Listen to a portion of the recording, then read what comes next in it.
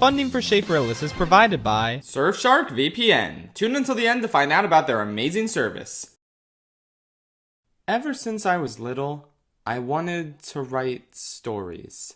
The concept of giving life to narratives, characters, and entire worlds that previously only existed in your mind. Of putting these pieces out there for the rest of the world to experience and learn from, and potentially even fall in love with, was and still is one of the most magical things there is to me. Storytelling obviously isn't the most important way a person can leave a positive impact on the world, and yet, at the same time, we shouldn't downplay just how significantly storytelling has changed so many people's lives, and will continue to do so for as long as humanity will exist. Stories have the power to inspire us, to make us feel seen and heard, and to realize we're not alone in the struggles we go through. They can encourage us to be braver or kinder, like the protagonists we see on screen or read about on the page. They can whisk us away to fantastical worlds and allow us to spend time with characters so endearing and wonderful that they feel real, because they are to us. Very few things on this earth hold as much power as an amazing story. Even if you write a story that isn't the most popular thing in the world, as long as it's managed to inspire at least one person, that's how you'll know that all the time and effort it took to create the story was worth it. And even if you only get a chance to tell one story in your chosen field, that's still more than enough to leave an impact on the world.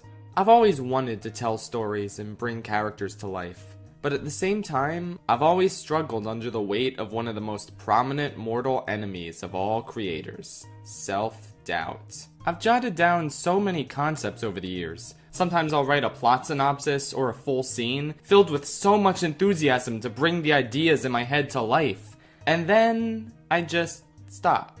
I ask myself, is this really that good of an idea? Do I even have the ability to execute this idea as well as it could possibly be made? Do I have the motivation to keep chipping away at this day in and day out, when it's possible that nothing will come out of it? What if no one cares or no one likes it? Am I really brave enough to share this piece of myself with the rest of the world and offer up my work for everyone else's judgment? Do I have it in me to truly pursue my creativity, rather than play it safe and stick to the job that I know is practical and will directly keep me afloat in the short run? Obviously, compared to most people, I speak from a place of great fortune and privilege that I still can't believe you all allowed me to achieve. My job is creative writing, and I have so much fun and feel so much passion for talking about other people's creative works and what I love or don't love about them. But that's just it. Every day I wake up and I ask myself, should I really dedicate today to writing a story that probably won't be finished for literal years, if at all? Or should I spend today writing a script that I can finish in a week or even a couple days, that'll soon be turned into a video within 1 to 2 months, and can then be monetized so I can continue making a living? Guess which one I usually pick. Now, if it's difficult for me to find the motivation to write a story, I can't even imagine what it's like for people with traditional jobs and rigid schedules. After coming home from a long day of work, would you rather keep working, this time on something that might not even pay off for you for many years to come? Or would you rather spend that time relaxing, doing the things you enjoy, or spending time with the people you love? Writing a story is not easy, not in the slightest.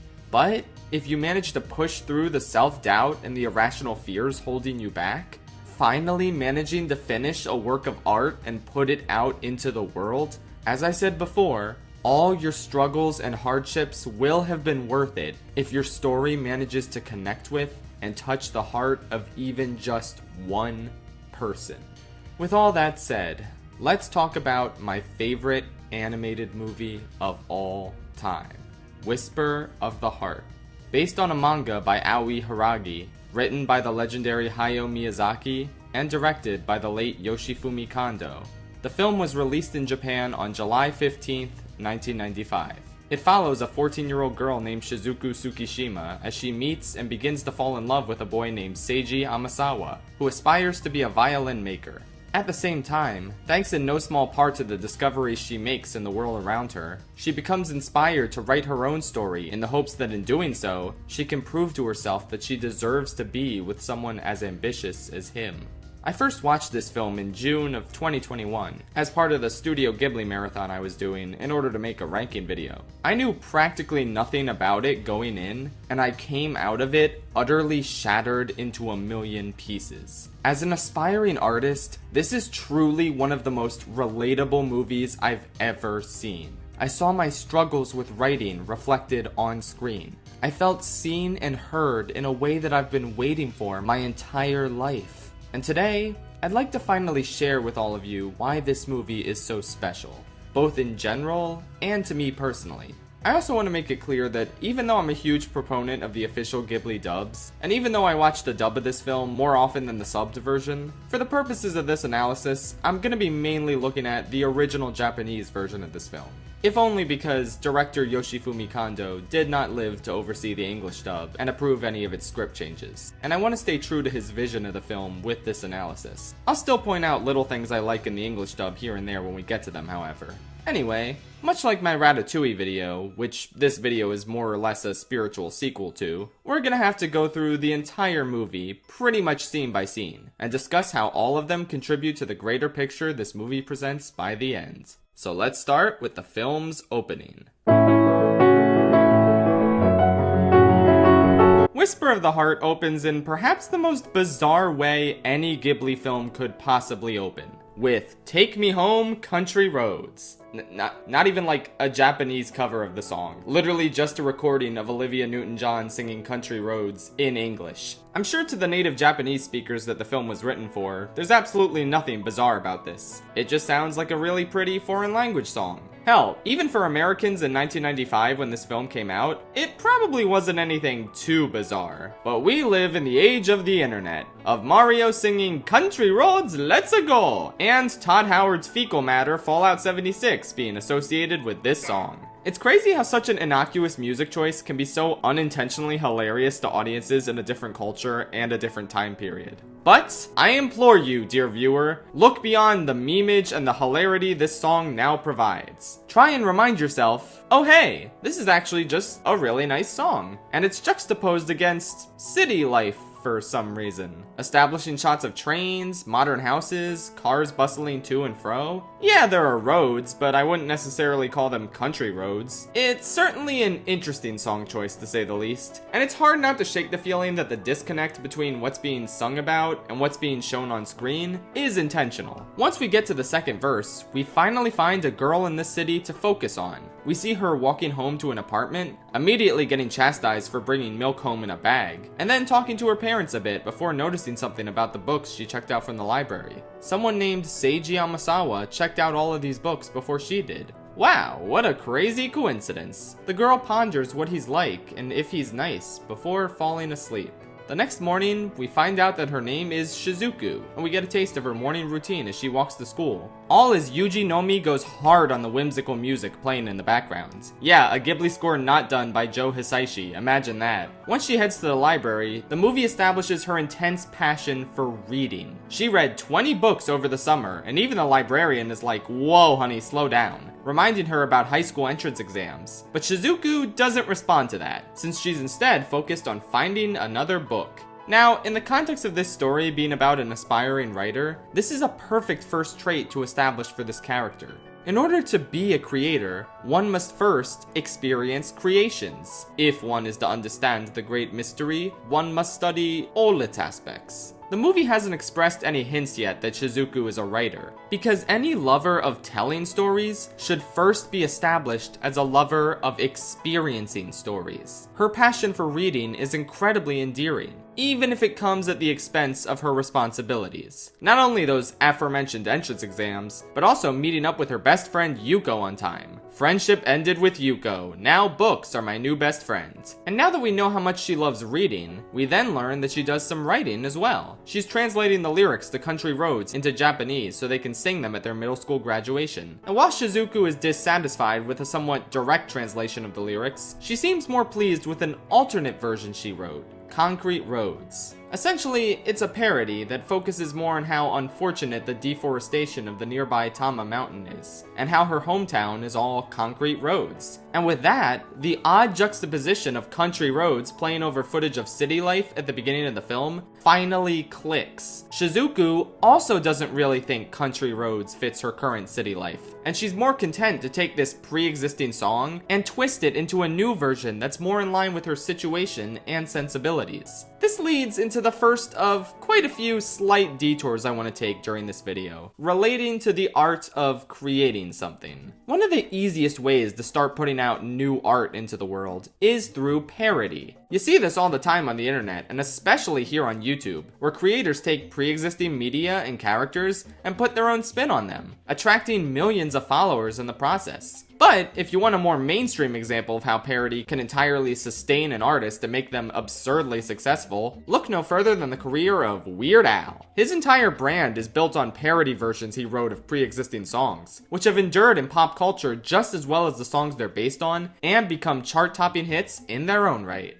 That's insane to think about. Even if he did write Eat It himself before Michael Jackson stole it from him with his parody Beat It, you can't fool me, I've seen the biopic, I know that's how it really happens. Another good example for people with internet brain rot, like myself, is the Sans Undertale parody of Stronger Than You from Steven Universe, which became more popular than the original version, to the point where people legitimately thought Steven Universe stole the song from Sans. How the fuck does that happen? I don't know, man, but that's the power of parody. The last rather self-indulgent example I want to bring up is the webcomic Brawl in the Family. I know many of you youngsters probably haven't heard of this since it ended 9 years ago, what the shit? But it was a really awesome webcomic series that developed unique personalities and quirks for a ton of Nintendo characters that were based on the original cast, while still being incredibly distinct. For example, Brawl in the Family Waluigi is an indescribable menace that you would never mistake for being regular Waluigi, even though they share basic similarities. He was so popular, they even made a spin-off book based on this version of Waluigi. Like, how insane is that? Isn't it so fucking cool how far parody has come that someone's unique interpretation of a pre-existing character can get a physical spin-off book?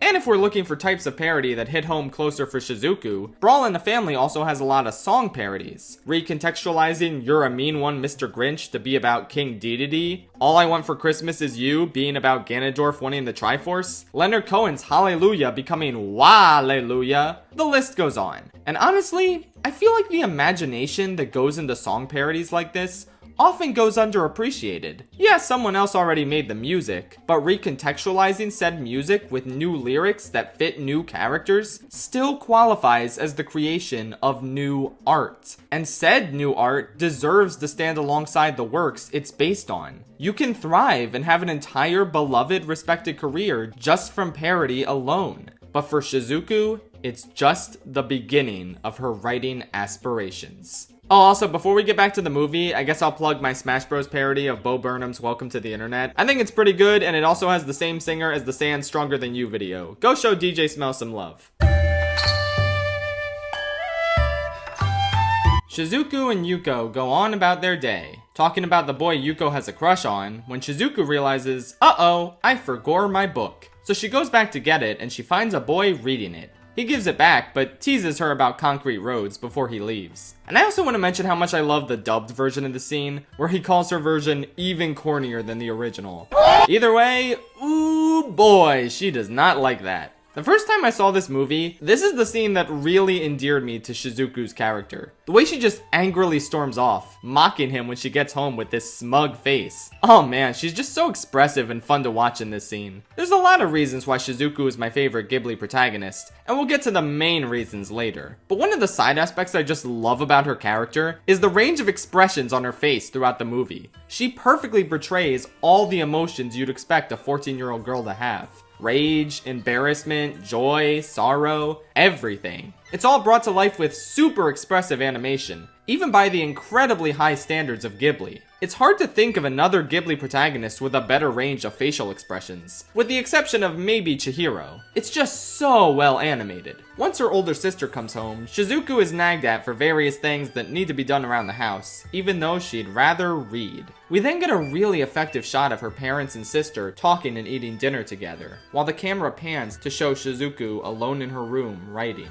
It's probably one of the most effective shots in the whole movie, illustrating how disconnected she is from her family life, and how independent and left alone she wants to be. Speaking of effective shots, is there something familiar about this next one?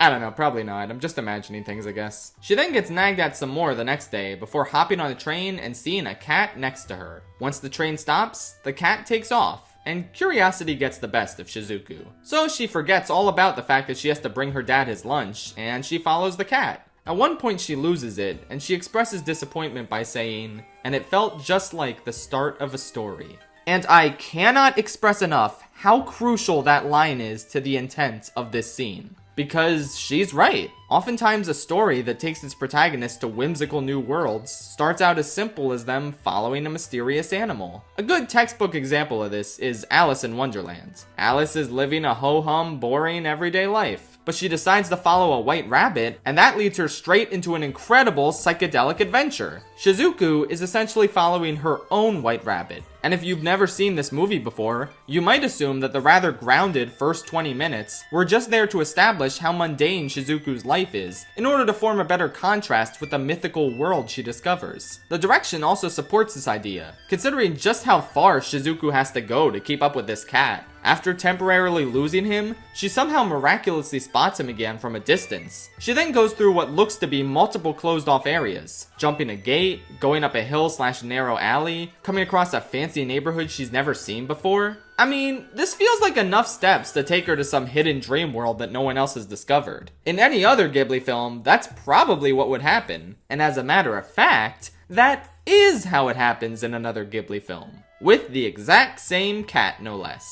So, we can't fully talk about Whisper of the Heart without also discussing another Ghibli movie that came out 7 years later. The Cat Returns. Ghibli is a very standalone heavy studio, in the sense that they've never made a sequel to any of their movies. But The Cat Returns is sort of an exception. It's not a direct sequel to Whisper of the Heart, but the two movies are intrinsically linked in quite a few ways. Both of them hold up perfectly as standalone movies, and you can see one without ever having seen the other. But I nonetheless believe the very existence of The Cat Returns enhances Whisper of the Heart for a number of reasons. The first is how it presents a direct parallel to Whisper of the Heart's cat chase. In this movie, the main character Haru needs to follow this cat for plot reasons, so she chases him through a number of alleys, much like how Shizuku did. The parallels are pretty prominent and deliberate, to the point where they even happen at roughly the same timestamps in both movies. And in The Cat Returns, as you'd expect,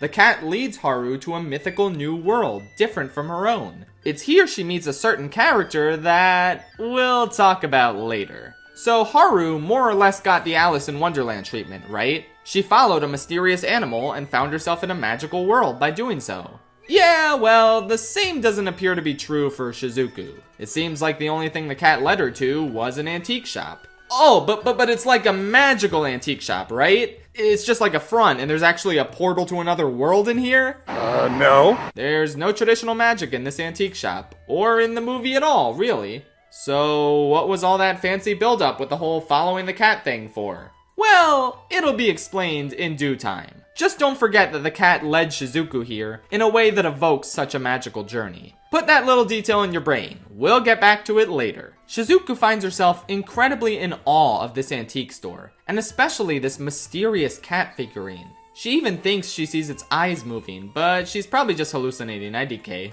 She then meets the owner of the store, who gives her all the lore about the cat statue. How his name is Baron Hubert von Vestra or something, I forget. And there's also this really cool centuries-old clock that tells a story about the love between the king of dwarves and a fairy who turns into a sheep most hours of the day. But the king appears every hour to wait for her. The old man shopkeeper notes that the artisan who made this must have been disappointed in love. And remember this clock too. I never see anyone talking about it, but it's actually thematically important. Pin this one in your brain as well. Unlike YouTube comment sections, your brain is able to pin multiple things at once. Remember that the cat in the hat led Shizuku to not Wonderland, and that Gimli the dwarf is in love with Shaun the sheep, okay? Shizuku realizes she's late for shit and runs off. But as she does, she expresses how excited she is to find a place where stories start. She's so excited that she doesn't even notice how she nearly gets hit by a car. Yeah, in case you didn't notice, Shizuku has a bit of a character flaw in terms of her detachment from reality.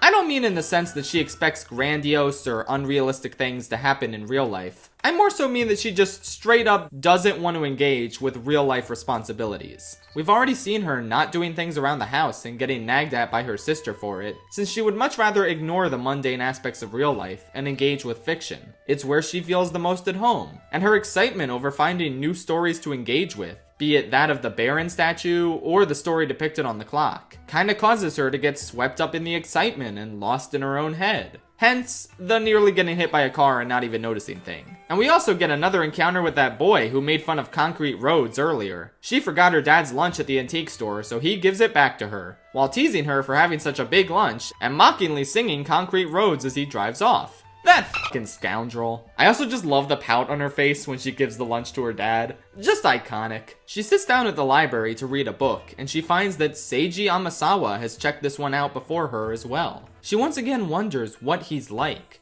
And we get some really discordant squelchy sound effects as she imagines that little bitch boy who keeps insulting her. I didn't know what I was hearing the first time I saw this scene, but it's a really unique sound to pair with an unpleasant thought. And one of many great little directorial touches in this movie. I actually just noticed on this rewatch that the same squelchy sounds play in the score during their first encounter. Plus, he never actually had the smirk on his face that she imagined during this scene.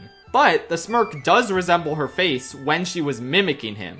I'm a sucker for tiny little details that reflect a person's memory and how it fluctuates compared to what actually happened. Shizuku also has a bit of an outburst at the mere thought that the bitch boy might be Seiji, once again reflecting how prone she is to get lost in her own head without noticing the people around her. After this, we get more slice of life stuff that reinforces what we've already seen. Yuko still has a crush on a boy, Shizuku's still trying to figure out who Seiji is, the other girls tease her for her little crush, she gives them Country Roads lyrics she's been working on for them to sing, she stops by the antique shop and notices the Baron is gone. Finally, we get to the most important scene in the movie, the one you've all been waiting for. The origin of lo-fi hip-hop beats to study/relax to, girl. I love lo-fi hip-hop beats to study/relax to. I'm not just saying that as a joke, by the way. This shot right here of Shizuku writing while listening to music on her headphones was the original footage used on the popular ongoing Lo-Fi Girl YouTube stream that every depressed college student has put on in the background at least once. In 2017, the live stream was taken down for copyright reasons, which has notoriously been a problem for Ghibli content on YouTube. I'm in danger. But it was later reinstated with the custom animation of a girl studying that we now know today as Lo-Fi Girl. The girl clearly resembles Shizuku, but she still exists as her own distinct entity. Now, isn't that something? Isn't it so cool that a movie all about taking pre-existing art or things in the world and finding the inspiration to adapt them into completely new pieces of art would eventually go on to inspire an iconic character in the pantheon of the internet? Yeah, there's not really much of a story associated with Lo-Fi Girl, but the animation that plays on her stream is indeed a piece of art that came about thanks to another piece of art about taking existing pieces of art and making new pieces of art out of them. How can you not appreciate the layers at work here? It's truly something special. Now we get a bit of relationship melodrama. The boy Yuko likes is instead trying to hook her up with his baseball teammate, which makes her rather sad. Shizuku confronts the boy about it and asks why he's so dense that he doesn't notice Yuko likes him. But it turns out he actually likes Shizuku! Oh my god, what a mess. Now, all of this might seem like a pretty irrelevant subplot, especially as the second half of the film gets going and we see that Yuko and the boy aren't really that important anymore. But I believe it's meant to illustrate just how messy and complicated real life can get. Real life kinda stinks. Things don't usually work out the way you want them to. and definitely not in the same way they can in stories, where you have full control over characters' actions and what happens to them in the end. Which is why it makes perfect sense that Shizuku, burned out by real life and her messy interpersonal relations, would retreat to the place she finds the most solace in, the antique shop, the place where stories start. Shizuku goes there to find it's closed, and then just vibes with the cat outside, venting about how she doesn't consider herself to be as nice as she was in the past, and how books don't excite her as much anymore since she knows deep down that things don't work out as easily in real life. And then, Bitch Boy comes back into the picture. I think at this point, we all know that he's Seiji Yamasawa. With all the buildup he's had and the amount of time Shizuku has thought about him, it's pretty clear that this is a classic enemies to lovers story. So even though Shizuku still needs 10 more minutes of movie time to figure out his identity, let's just go ahead and call him Seiji now. Seiji tells Shizuku that the cat is a drifter who goes from house to house, and is called different names by different people. He also finally, kinda, sorta, compliments her for the first time, saying she's nothing like that half-devil cat. And yeah, things are starting to feel real meet-cutish, aren't they? Enemies to lovers in full swing, isn't it? It's nice to see Seiji acting sweet to her for the first time. Admittedly, it is a little jarring given the fact that their last encounter before this had them entirely ignoring each other. Maybe there could have been a better lead into him acting nice to her, but I guess at this point he's just realized that light teasing isn't the best way to talk to her. He takes her inside through the back of the store to see the Baron statue, even though the clock she admired last time is gone, since the old man, Nishi, was just fixing it up. Seiji leaves Shizuku alone to admire the Baron statue as a gorgeous soft light pours in from outside. She stays with the statue until nightfall, before heading downstairs and finding Seiji carving a violin. Turns out, this is his passion in life. He desires to be a master violin craftsman. And there's a small conversation here between the two of them that offers such a perfect contrast on their perspectives on the art of creation. Shizuku is just completely in awe that Seiji could make a violin, even going so far as to say it's like magic. But Seiji finds that sentiment to be a bit ridiculous. He thinks anyone can make a violin like that, and that he's still got a long way to go. Neither of them are necessarily wrong, they just have understandably different perspectives on the matter. As the person creating something, Seiji is noticeably rather down on his work, thinking it's not as good as it could be and that he needs to keep getting better before it's acceptable in his eyes. But to Shizuku, an outsider looking at the work, she thinks it's great and beyond impressive that he was able to make this. Even if Seiji doesn't think it's perfect, the mere fact that he made a violin pop out of a piece of wood is pretty miraculous when you take a step back and really think about it. And hey, wait a minute, an artist being rather down on their work even while another person says it's great? Isn't that just what Shizuku went through with her Country Road rewrites? Her friends constantly telling her they were really good, even if she didn't think so herself? That's just how artists are. They can get so wrapped up in their own headspace and all the little flaws and imperfections in the thing they're making, that they don't consider how cool and amazing their work is to an outsider finally getting to experience it. Making something out of nothing is objectively awesome, and it's okay to feel proud about that, even if the thing you made has problems and you feel self-conscious about it. So again, even though neither Shizuku nor Seiji are necessarily wrong in their assessments of his work,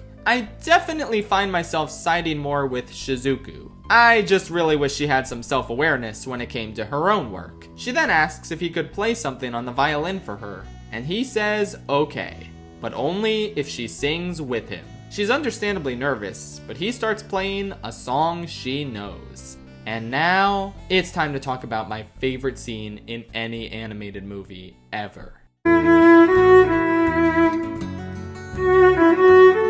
There's a lot of reasons I'm so in love with musical theater, but I think one of the most prominent aspects of the medium I love so dearly is how powerfully it can express emotion. Narratives can heavily invest me and bring me to tears. Songs can heavily invest me and bring me to tears. But put them together, and you get something truly transcendent. A character getting their feelings across through a beautiful song, when done well, is one of the most powerful things in the entire world to me. It's the final form of emotional storytelling. The most magical way you could possibly tell a story or explore a character's emotional state. from my perspective at least. But while you expect this sort of raw musical emotion in movies that are explicitly designed to be musicals, there's something even more special about a non-musical movie or show having a scene like this. Not only is it less expected and thus more of a nice surprise, but it sticks out in your mind more because you're not constantly comparing it to other songs in the movie. You can just appreciate this one gorgeous moment for what it is. Two people connecting with each other through their own specific art forms. Seiji, the violin craftsman, is now using his violin to play a song, but not just any song, the one he knows Shizuku loves, because he's seen her rewrites of it. Country Roads. And likewise, Shizuku isn't singing the song's regular lyrics, she's performing her own rewritten version that reflects her current emotional state. It's not really a tearjerker scene, it's a very upbeat performance with rather light lyrics. But I can't help but be incredibly moved by how freely she's able to express her emotions in front of someone for the first time in the film. We haven't really seen her discuss her insecurities to her family or friends yet. The only person she's really vented to has been the cat that doesn't understand what she's saying. But now, she's finally able to let some of it out through song. And I guess it's time to talk about the lyrics. I thought long and hard about how I was gonna handle this section, and ultimately I decided that just for this one scene, I'd like to focus on the dubbed version. There really aren't many changes to the actual content of the song in between versions. It's just a matter of adapting the lyrics in a way that actually rhymes in English. Generally, it's just a lot easier to analyze song lyrics that have been translated to my native language. So that, coupled with the fact that this is the version of the song I listen to on a regular basis, is why it'll be focused on here. So initially she sings, "I dreamed of living alone but fearless, secret longing to be courageous." This comes across as a reflection of how much she isolates herself from her family, preferring to do her writing while living alone. In terms of her fears, the next lyric gives us some insight, with her singing, "Loneliness kept bottled up inside. Just reveal your brave face, they'll never know you lied." Writing can be a very lonely profession, since trying to put words to paper by yourself can be a difficult and isolating struggle. Shizuku doesn't come across that way to her friends, who admire her writing and think she's amazing, mainly because she doesn't let her insecurities and loneliness show in public. She just reveals her brave face. They'll never know she lied. The chorus then kicks in with, "Country road may lead me home. No, I belong there all on my own. Destiny calls, motionless I stall. No, I can't go, country road." I always interpreted the home that the country road is leading her to as her aspiration to be a writer. Her destiny is calling, but she remains stalling. She knows she belongs there on her own. She doesn't need anyone to push her to realize that writing is her dream. And the literal song Country Road is leading her there, since that's what she's currently rewriting in her life. It's a literal road to writing more and more, and yet she's stalling because of her insecurities, because of expectations from her parents and society, and having to focus on her studies, and all these massive barriers that make her believe she can't pursue what she knows to be her destiny. Next up in the song is, "No matter how dark the world's inside me, I'll never stop to share a tear that I've shed. But now I have to walk so fast, running, sprinting to forget what is lodged in my head." Essentially, she needs to get out of her own headspace, push past her insecurities and fears, and continue pursuing her dream. She won't let anyone know how sad she is. She's just gonna keep moving forward until her enemies are defeated. And those enemies are self-doubt, baby. Banish that shit to the Shadow Realm. She then repeats the exact same chorus, but I feel like it has a lot more meaning at this point in the scene. See, as Shizuku and Seiji were having their jam session, Nishi finally came home with two of his friends. And upon hearing the music the two were performing, they decided to just grab their instruments and accompany them. I guess they just had those lying around in the basement. Don't question it, it's movie magic. Now, looking at Shizuku's body language, she starts out the song really nervous, staring straight ahead while standing incredibly stiffly. By the end of the first verse, however, she starts to smile as she gets more comfortable with her performance and the words she's singing. She looks a bit nervous when Nishi and his friends come in, but quickly starts smiling again when she gets used to their instrumentals joining in. And I feel like repeating that same chorus, "The country road may lead me home, Know I Belong There All on My Own one means a lot more now that she's sharing it with even more people. She can't deny it any longer, and she's prepared to express it to anyone who comes by. The final verse of the song is the one the dudes chime in for, singing Country Roads, la la la la. I don't think that's what Shizuku actually wrote in her new version of the song, but that's okay. In fact, because of that la la la la line, it's totally possible that she made up this last verse on the spot, since otherwise I don't really know who "You're a Good Friend, I'll Never Know" refers to. Maybe if she pre-wrote this, it could be Seiji Amasawa, the mysterious guy who read all the same books she did. Remember, she doesn't know that's him playing the violin right next to her yet.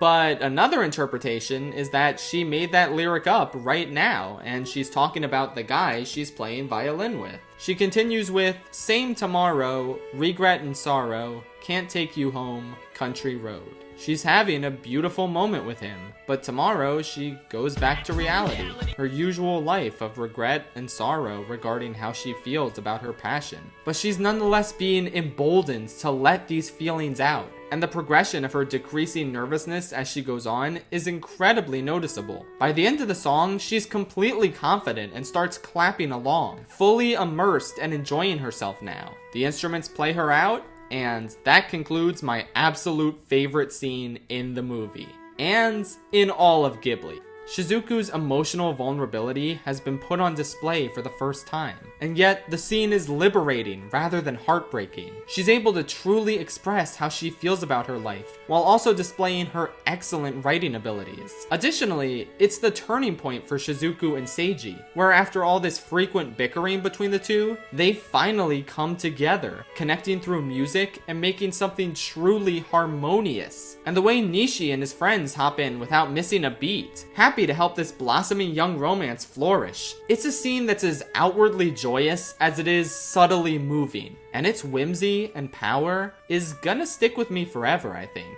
And believe it or not, there's still an entire other half of the movie to talk about.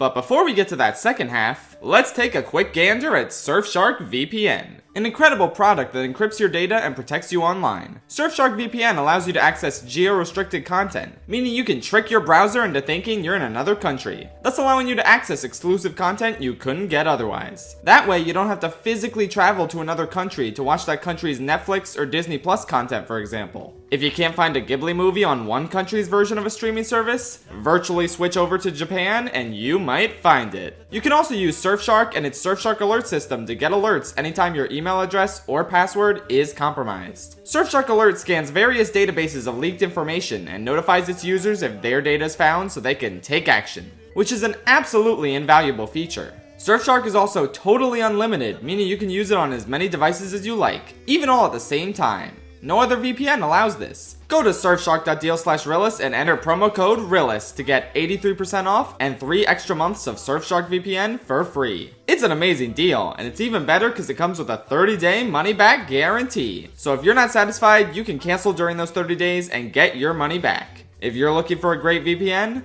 there's no reason not to give Surfshark a try. Once again, head to surfshark.deal/Rillis and enter the promo code RILLIS. Have a great time with Surfshark VPN. Once the song is over, Shizuku gets properly introduced to Nishi and his musical friends, one of whom mentions that the boy's name is Seiji. Shizuku kinda freaks out at the revelation that Seiji Amasawa, the boy she built up in her head as a sweet and gentle book lover, is actually Bitch Boy. The two bicker and argue for a bit, and at first I was a little concerned that the beautiful song they performed together amounted to nothing since they just went back to their old arguing shtick. But then the old guys laughed it off and the scene cuts away, indicating that this wasn't a major fight or anything. Just a cute little tiff between two incredibly strong personalities. The next shot of the sky panning down to the two of them walking home together is so simple, yet so instantly iconic. I can't tell you what it is about this shot that does it for me, but it's easily one of my favorites. I guess I could say it evokes such a strong feeling of connection and blossoming love, especially bolstered by the gentle lullaby-like music in the background. I don't know, man, it's just great. I have a metal print of it hanging up in my room, specifically this purple stylized fan art version that was made by artist 3AM in Jupiter. I'll leave a link to the storefront where I bought it from in the description.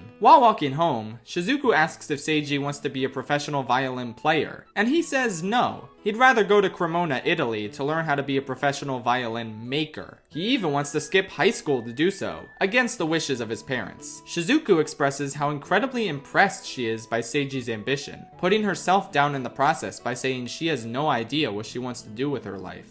In the dub, she mentions how all she really does all day is write corny lyrics, but Seiji encourages her, telling her how good her writing is. They have another cute little tiff where Shizuku reminds him how he made fun of her song lyrics, and he's all like, "Did I do that?" IDK, I don't remember, pics or it didn't happen. But they end the night off together on a high note, with Shizuku thanking him for everything before heading home. Before going to bed, she asks her sister when she decided on her future, and her sister doesn't have an answer, saying she's still trying to figure that out at university. Though, the dubbed version differs a bit in a way I actually prefer. Her sister tells her that whatever high school she gets into will pretty much decide things for her, and that she only really gets a choice on what to do in life if she studies hard. It's a bit of a vague and contradictory answer, and I feel like it presents a bleak picture for Shizuku. It's clear that her passion lies in writing, so is the school system really the best place for her to pursue that sort of thing? At this point, it's evident that she feels boxed in by the typical Japanese educational track, and this idea only becomes more prevalent later on. The next day at school, Seiji stops by Shizuku's class and asks if he can speak with her, causing everyone in the class to assume she's got a boyfriend. It's basically exactly the same as the "Hey, hey" scene from Kaguya Love is War. For all my cultured viewers out there, they head to the roof for some privacy, and Seiji tells Shizuku that his parents are finally letting him go to Italy to study violin making. I love that this happens immediately after the night Shizuku and Seiji spent together. It implies that Shizuku complimenting his violin making skills is what finally gave him the courage to go to his parents and work out a deal once and for all that allowed him to pursue his dreams. Even though he already had his goals in life set in place, she was the push he needed to finally pursue them. I wonder if the same will be true in the opposite direction. Soon the rain stops and the two of them enjoy the breathtaking view as the gorgeous piano music in the background serenades us. It's here where Seiji finally confesses that he read all kinds of books in order to get his name on the cards before hers, which is just really sweet. Just a touching way to get her attention without being weird. And it worked. He even tells her that he'll sing her song to himself in Italy, which is just ultra romantic, let's be real. These two are adorable and deserve all the happiness. That evening, Shizuku goes to Yuko's house and laments the fact that not only will she be unable to see Seiji for the foreseeable future while he's in Italy, but the affection between them is too good to last because one's going forward while the other stays behind.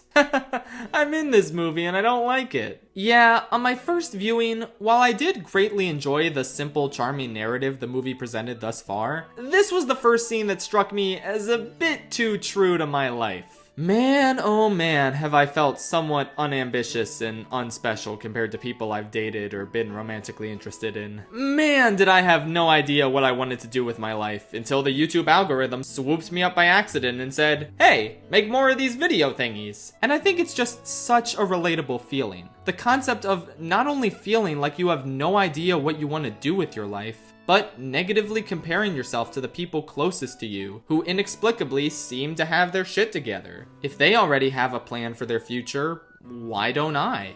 This is what Shizuku asks herself. This is what I've asked myself. This might be what you've asked yourself. But ultimately, it's okay if you need more time than other people to figure yourself out. There's no hard deadline you need to stick to in order to decide what passion you want to pursue. And if the love you share with someone is genuine, they won't mind if you're quote-unquote behind them in terms of your ambitions and figuring out your life goals. Seiji never once brought up the idea that Shizuku needed to be as ambitious as he was. Shizuku just convinced herself that this is the way things are, and that she doesn't deserve someone like Seiji because she doesn't have her entire life planned out at the age of 14. Sounds a bit silly when you take a step back and think about it, but right now Shizuku's just lost in her own headspace and letting her insecurities get the better of her, which is a common, relatable feeling for a lot of people. Yuko tries to get through to her, telling her that Seiji obviously likes her and that she doesn't need everything planned out right now in order to be with him. Not to mention, she's talented. Everyone at school likes her Country Road rewrites and thinks she's a really good writer. And so, With Yuko's encouragement, Shizuku finds her resolve and decides to prove to herself that she has talent, like Seiji's trying to do. She decides to write a story, rushing home to get started. And if I thought the movie was relatable with that scene, I had no idea what I was in for next. At last, we've made it to the final 40 minutes of the movie. This is where they take all the little details that were subtly planted over the course of the first 70 minutes and allow them to blossom as Shizuku finally starts blossoming as a writer. Her story is entitled Whisper of the Heart. Hey, that's the name of the show. And it stars the Baron, that darn cat statue that Shizuku is mesmerized by. And now, the dots are finally starting to connect. Remember how I said to pin the fact that Shizuku got to the antique store through a mythical Alice in Wonderland-like cat-following journey? Yeah, that's because the cat didn't lead her into a magical adventure. It led her to the shop that inspired her to write a magical adventure. This is genuinely one of my favorite aspects of the whole movie. The idea that following the white rabbit, or cat, led Shizuku to the place where stories start. But not a real life story for her. It was the place where she found the spark she needed to start writing her own story. Not just because the Baron statue was here, but because this is also where she finally connected with Seiji and learned of his ambitions. It's such a genius bit of visual storytelling, and it's enhanced even further with the context of The Cat Returns. But we'll get to that in a little bit. Shizuku asks Nishi if it's okay to write a story about the Baron, his most valuable belonging, and he says sure, as long as he gets to be the first to read Shizuku's story. She's understandably nervous and unsure if she can even finish the story, but Nishi reminds her that it's the same for a craftsman, and that you don't need to expect perfection at first. He shows her a rock with emerald ore inside, and tells her that she and Seiji are like this stone, rough and unpolished, but brimming with incredible potential deep inside. It's a very potent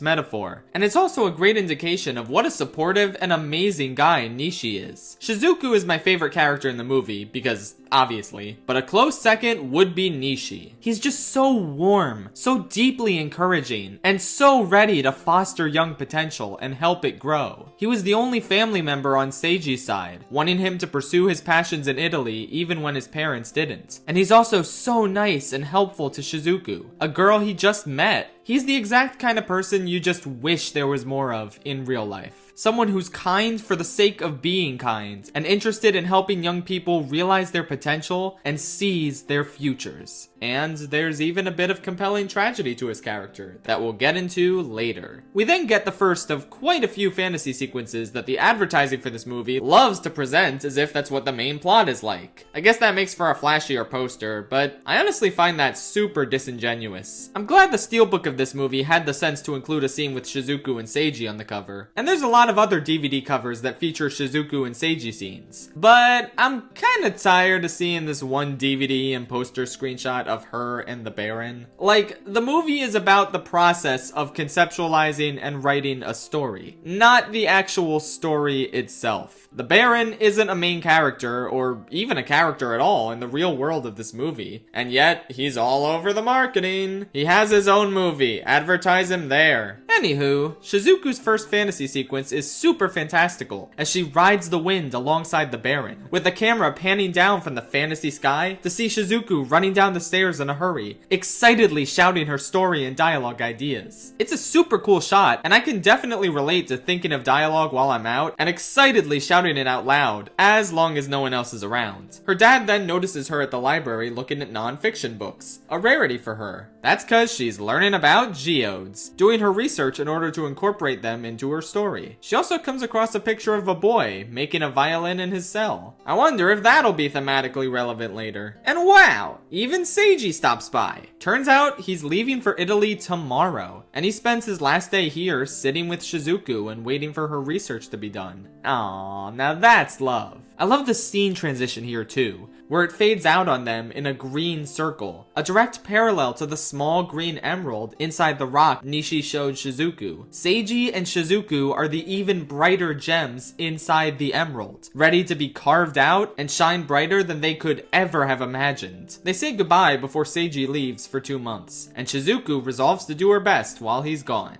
We get another glimpse into Shizuku's story as the Baron tries to reconnect with his lost love, with the heightened impressionist art style offering a stellar contrast to the real-world scenes. We even see that Shizuku's writing is starting to distract her during class, keeping her up until 4 a.m. and stopping her from eating large meals. Hey man, I've been there. It's so easy to zone out during boring classes and start writing stories when you think the teacher won't notice. Or stay up late when you're on a roll and don't want to cut yourself off with sleep or meal breaks before getting all your ideas on the page. In fact, I'm literally typing this at 6:30 p.m. and I haven't eaten anything since breakfast. Good lord. Okay, yeah, don't be like me, kids. Make sure you eat food. I'm gonna go microwave some mac and cheese. BRB.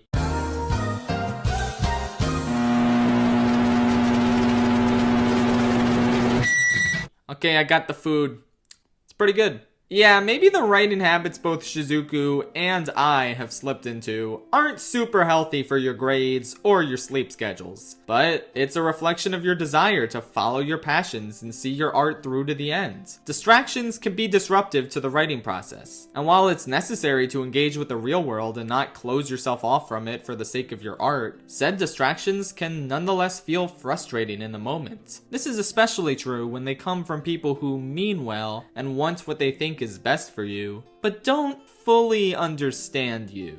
You know, for Shizuku, and for a lot of people, that's her family. Shizuku's mom comes home and asks why she hasn't helped with the laundry, and Shizuku shuts the door on her. Shiho soon finds out that Shizuku's grades are slipping, and she starts chewing her out about it. They're both super busy people. Shizuku's mom is a grad student, and Shiho is a college student who also has to work to support the house. Undoubtedly, they both lead stressful lives and could use Shizuku's help taking care of things around the house. But at the same time, they act overly critical of her mistakes and don't try to empathize with her desires or aspirations. Trying to better understand her point of view and why she doesn't do the things they ask her to do around the house would obviously be preferable to constantly nagging at her without any empathy. Shizuku is young. She wants to focus on doing the things she feels passionate about in her spare time because of how burned out school makes her. She wants to live independently of her family, temporarily sharing the same roof without sharing the responsibilities of supporting the household because she never feels any support from them. It's true that Shizuku's mom and sister care about her and want to make sure that she can live a successful, self-sustaining life, but it doesn't come across that way because of the pressure they put on her to get good grades above all else, without considering the idea that her dreams and passions lie elsewhere, and that she doesn't need good grades for the life she wants to choose for herself. Yes, getting good grades is helpful in terms of giving you more options for your future, but it's not the end of the world if you don't have the best grades. There are more ways to earn a living than ever, far more than there even were when this movie came out in 1995. And I wish parents and authority figures could just take a step back and realize that it's better to empathize with children over why their grades aren't the best, rather than outright dismissing them as not being a hard enough worker. Generally, parents know what's best in terms of the traditional, by-the-book success a child can achieve, but more often than it should be, they don't know what's best for their individual child. And I'm really tired of them assuming that they do. This is where Shizuku's dad comes in. He hasn't done much in the movie yet, but that all changes when he comes home and walks in on an argument between Shizuku and Shiho. Shiho is criticizing her sister for neglecting her education, while Shizuku insists that writing her story is more important than her studies. The dad tells them to break it up and insists that they talk to him about it. Soon after, Shiho is dismissed so Shizuku can just talk to her parents about it. And even then, she's not ready to fully open up about what exactly it is she's doing. Mentioning the mere existence of a story you're writing can be hard, especially if you're insecure about your writing abilities and this is your first time writing something of this scale. Shizuku's unwillingness to share what her project is before she believes the time is right is completely understandable, even if it doesn't paint the best picture for her parents. I mean, some mystery project to test herself that she needs to get done in 3 weeks, that she wants permission to prioritize over her studies for? From a parent's perspective, that might not be something you want to hear from your child. And yet, Shizuku's dad is just built different. He sees and admires the clear passion Shizuku feels for this project, as well as all the hard work she's putting in at the library. And so, he rather unexpectedly decides to let Shizuku pursue her mystery goal and do what she believes in, noting that not everyone needs to be the same. Shizuku doesn't have to follow the path that's arbitrarily been decided to be the correct one among society. But he also takes great care to warn her that following her own path instead of the traditional one will be difficult, and that she'll only have herself to blame if it doesn't work out. His final point is a bit harshly worded, but otherwise, this is such an ideal response to hear from a parent. Acknowledgement of a child's hard work and passion, respect for their wishes and autonomy, and a sufficient warning that the path they're choosing won't be an easy one, which will either steer them back to the simpler traditional path if their heart isn't in it, or make them more determined than ever to put the effort in and succeed. I honestly wish there were more parents like Shizuku's father out there. People who come into their own and find their place in the world through unconventional creative outlets have enough to worry about without constant parental pressure dictating that they conform to a rigid definition of success. It's wonderful that Shizuku's father supports her, even though in the next scene, Shizuku and Shiho discuss how they can both tell that his real desire is for her to study. But that just makes his support for his daughter even more admirable, since he puts aside his own desires for Shizuku and respects the goals she aspires to achieve. Even so, Shizuku's knowledge of her father's true feelings, coupled with the insecurity she already felt towards her writing, doesn't encourage her. The next scene displays another fantasy sequence within the story, where she desperately needs to hurry and find the gemstone she's looking for, only for her to grab the one she feels is right. And it turns out to be a dead bird. A dead end. She chose the wrong path, and she screams. A perfect reflection of her uncertainty with whether she has what it takes to be a writer. Back in reality, her burnout and depression have finally caught up with her, and she slumps to the floor in disappointment and shame. On January 21st, 1998, a mere 12 days after I was born, and 2.5 years after the only feature film he directed, Whisper of the Heart, was released, Yoshifumi Kondo suddenly passed away at age 47. The cause was a heart aneurysm brought about by overwork, a notorious problem within the anime industry that has persisted for decades. Kondo's death was a major blow to Ghibli, as he was expected to stand alongside and eventually succeed Miyazaki and Takahata as a top director for the studio. His death even prompted Miyazaki to temporarily retire from the studio, before returning after a few years. It always pains me to think about this tragedy that didn't need to happen. How Kondo had so much more of his own life to live, and so many more stories to bring to life for us. All for everything to end because he devoted far too much time to his work than his body and mind could handle.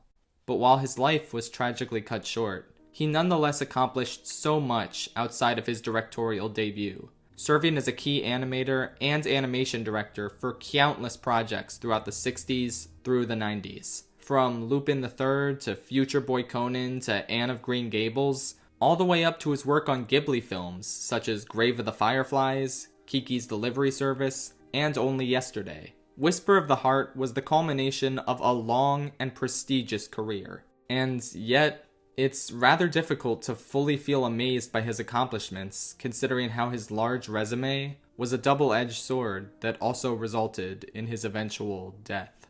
It's hard not to watch this scene of Shizuku lying on the floor, burned out over how strenuous the creation of art is under a harsh deadline, and not feel a bit of Kondo's own struggles and frustrations seeping their way through. This is all just speculation on my part, I doubt it was intentional, but it's the feeling I get from this scene, knowing what I know about the director.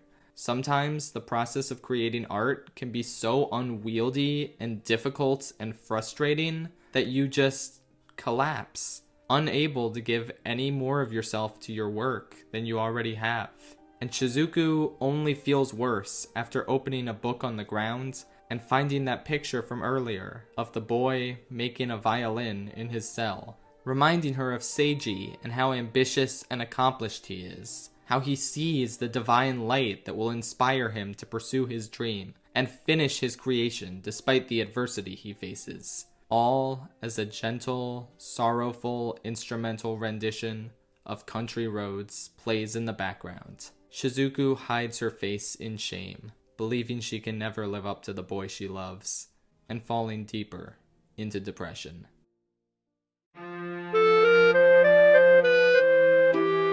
We now come to my second favorite scene in the whole film. One that doesn't even involve Shizuku or Seiji. Instead, we see Nishi at his antique shop taking a nap, only for the door to suddenly open, revealing Nishi's long-lost love, Louisa. A radiant glow accompanies her, filling the entire room as Nishi holds his hands out to her, lamenting the fact that he grew old as he waited for her to return. The music swells as they embrace, before abruptly cutting as a broken log wakes Nishi up.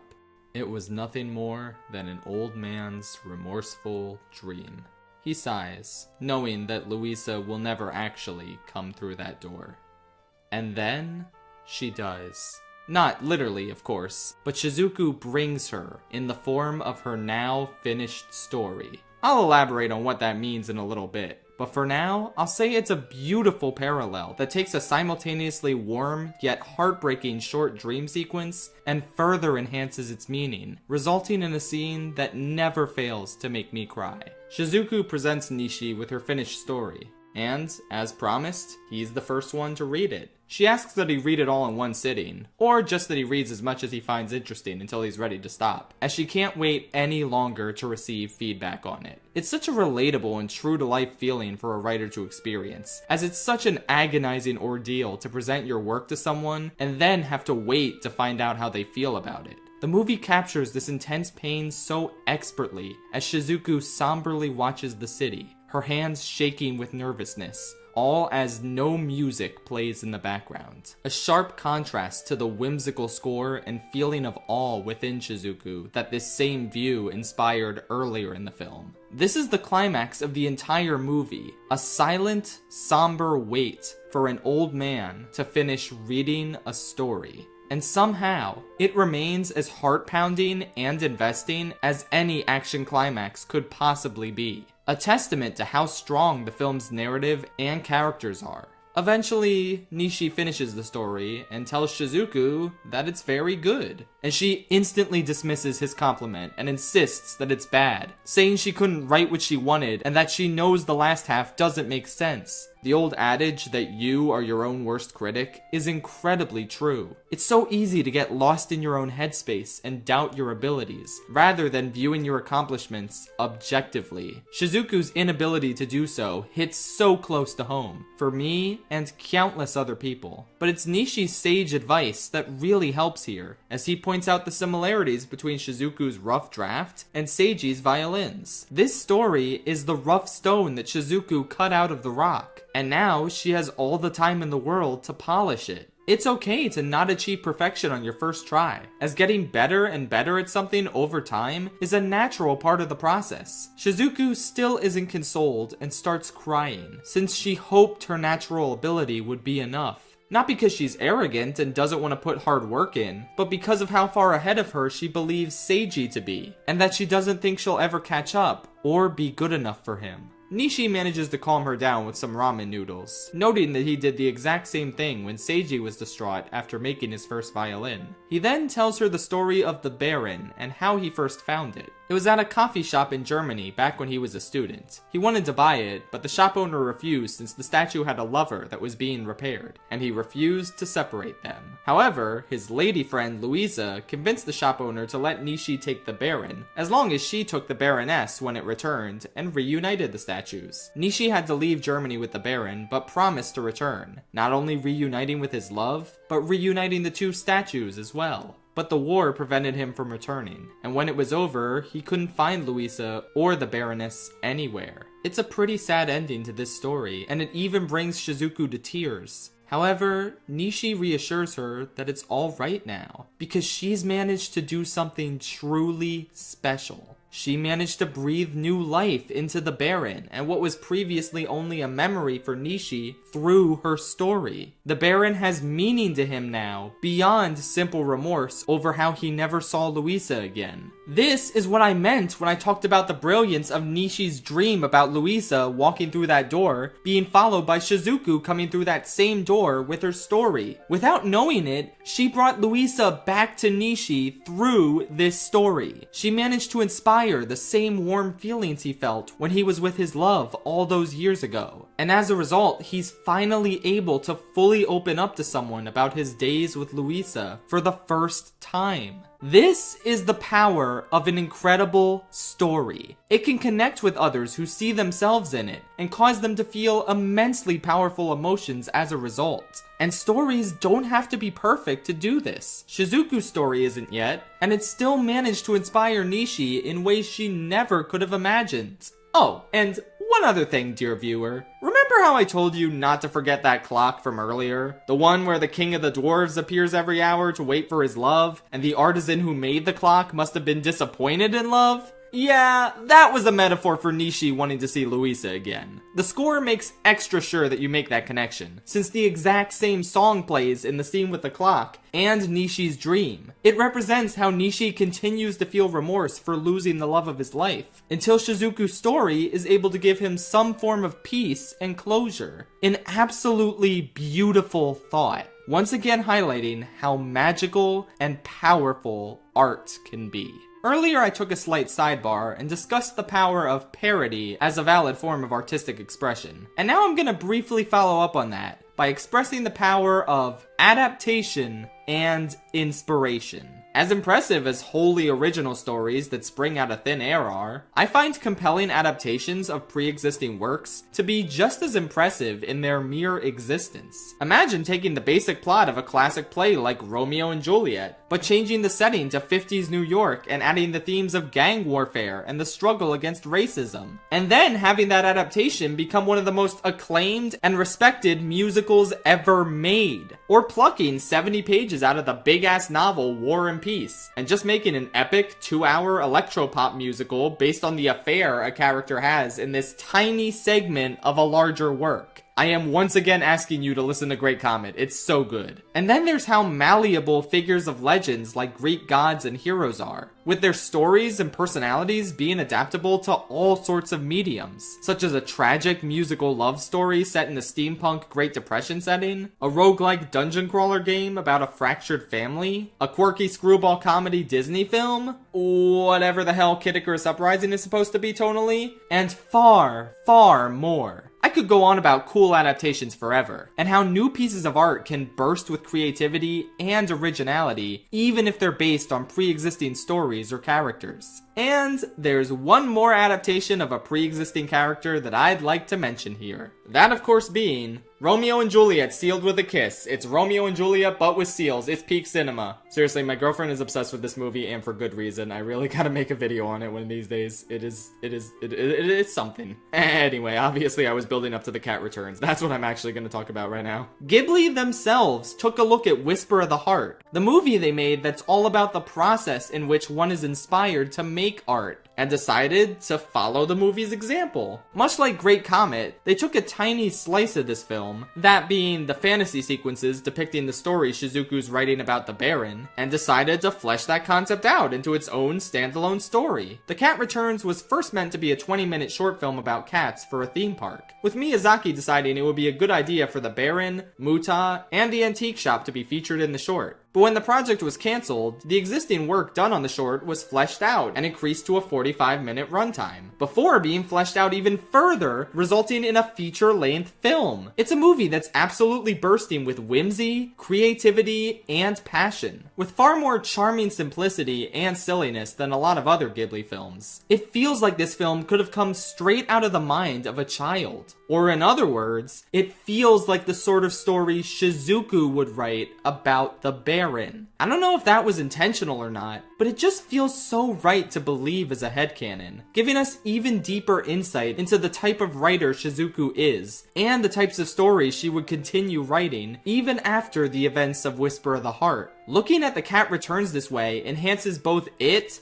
and Whisper of the Heart, and I'm just really glad they decided to make it. But, returning to Whisper of the Heart itself, something that I find even cooler in storytelling than adaptation is inspiration. How the simplest or most unexpected of things can inspire you. Like how Shizuku just saw this figurine in an antique shop, wondered what its backstory was, and then decided to write it herself. Inspiration can literally strike you from anywhere, and it could be many years before a life experience you had, such as something in your childhood, makes its way into a work of art you create. For instance, the first Legend of Zelda game was largely inspired by Shigeru Miyamoto exploring and coming across nearby fields, woods, and caves as a boy, and wanting to impart that sense of adventure and limitless wonder to people all around the world through the use of fiction. Speaking of which, tracing and admiring the lineage of fiction that inspires other pieces of fiction is just so amazing to see. Star Wars has served as an inspiration for so many storytellers. It's inspired countless narratives and worlds, all thanks to numerous talented creators falling in love with it. But Star Wars, and all of the excellent stories it spawned, wouldn't exist if George Lucas wasn't inspired himself by even earlier stories, from Flash Gordon serials to Kurosawa films like The Hidden Fortress. It's safe to say that Star Wars has eclipsed works like these in terms of the knowledge of the general public, which is mind-blowing. Don't get me wrong, Kurosawa and his movies are certainly known and remembered by a lot of people, and so is Flash Gordon. But everyone knows Star Wars. Any piece of art that anyone makes could serve as the basis for another piece of art that's 10 or even 100 times more popular. The lineage of art that inspires art that inspires art is just tremendous to watch unfold over generations. Another recent example is Undertale, one of the biggest games ever in terms of its impact on the internet. And it came into existence largely because one guy was really inspired by Earthbound, a commercial failure upon its initial release that only grew to become culturally relevant because of its inclusion in a much larger franchise. Earthbound as a brand is preserved in our consciousness thanks to Smash Brothers, but in terms of the game itself,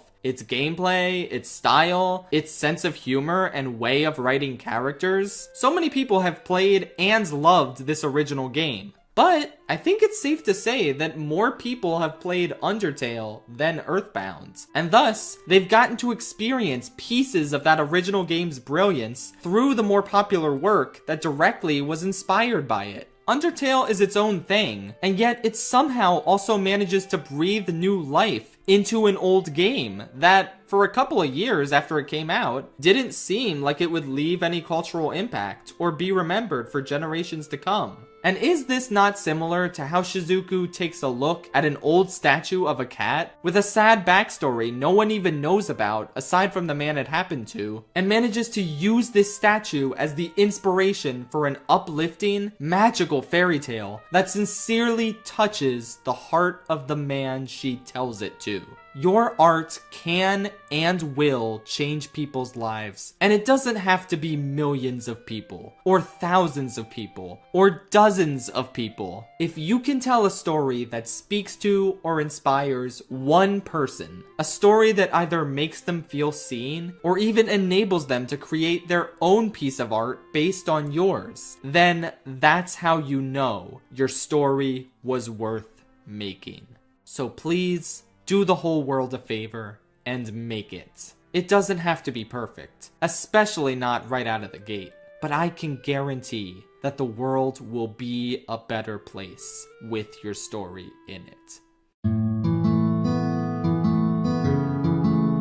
Looks like it's finally time to wrap things up. Nishi takes Shizuku home, where she tells her mom that she's ready to start studying for her entrance exams again, having become fulfilled with where she's at as a writer for now. Soon after, her dad enters her room and finds her fast asleep, glad that she's finally able to rest after all her trials, and calling her a soldier at ease. These are both sweet little last moments for two of the most understanding parents in all of fiction, let's be honest. But there's one more character we gotta see again before this movie can properly close. The next morning, she looks out of her window and sees Seiji, all decked out in his Arthur fit. They're both beyond thrilled to see each other again, and they catch up as Shizuku rides on the back of Seiji's bike. They then reach a tall hill that Seiji insists on riding them to the top of, but Shizuku, in a fairly obvious metaphor that nonetheless reeks of sweetness and genuine care, gets off the bike and starts pushing, refusing to be a burden and instead offering her help. It's really nice. Eventually, we discover the destination Seiji had in mind. His secret place where he gets to watch the beautiful sunrise and now show it to Shizuku for the first time. An undeniably gorgeous moment with the same stellar color palette and superb music that you've come to expect from this film. It's here that Seiji laments how he wasn't there to help Shizuku through this, but she assures him that it's okay, and that she knows herself a lot better now after pushing herself. And then he's like, oh, by the way, do you want to get married someday? And she's like, yeah, okay. It's funny how abrupt and out of nowhere it is, but it's also really sweet, you know? Just this adorable puppy love between these two kids who have plenty of time to figure everything out in the future. And I also really like how in the dub, Seiji keeps my favorite running joke going and asks if what he said was too corny, only for Shizuku to confirm that it's a little corny, but he's a violin maker, not a writer, so it's okay. A really cute little scene and then the movie's over. Oh wait, huh? That's how it ends? Everyone I've ever watched this movie with has the exact same reaction. Seiji just shouts, Shizuku, I love you! Then it cuts to a bridge as another cover of Country Roads plays, and the credits roll.